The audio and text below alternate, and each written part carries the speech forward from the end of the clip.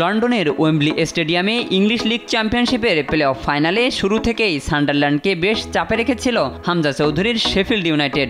আক্রমণাত্মক ফুটবল খেলে প্রথমার্ধে এগিয়েও গিয়েছিল তারা, সেই ধারা অবশ্য দ্বিতীয়ার্ধে আর ধরে রাখতে পারেনি শেফিল্ড। শেষ পর্যন্ত 2-1 গোলের হারে স্বপ্নভঙ্গের হতাশা নিয়েই মাঠ ছাড়তে হয় হামজাদের। বল দখলে রেখে আধিপত্য দেখিয়ে ম্যাচের 25 মিনিটেই শেফিল্ডকে প্রথম লিড এনে দেন টাইরিস ক্যাম্পবেল। এরপর 34 মিনিটে শেফিল্ড আরও 1 গোল করলেও তা বাতিল হয় অফসাইডে। ফলে 1 গোলে এগিয়ে থেকে প্রথমার্ধের খেলা শেষ করে দ্য ব্লেডরা।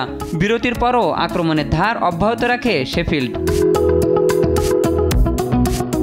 অন্যদিকে ধীরে ধীরে বেশ ভালোভাবেই খেলায় ফিরে আসে সান্ডারল্যান্ড।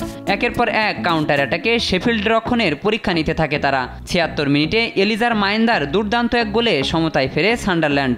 অন্যদিকে 1 গোল হজম করে খেই হারিয়ে ফেলে Sheffield.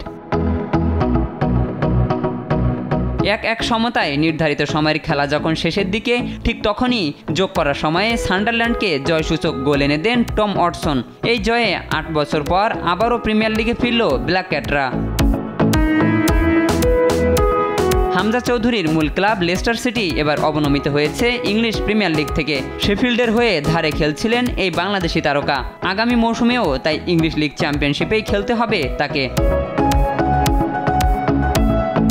Shahinur Alam, sports desk, দেশ টিভি।